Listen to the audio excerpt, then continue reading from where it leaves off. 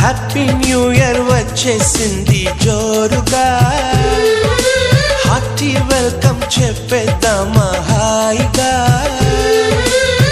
కొత్త కొత్త ఊహల్లో తెలిపోటియా, మనసులోని ఆశల్ని పంచుకో బ్రదర్.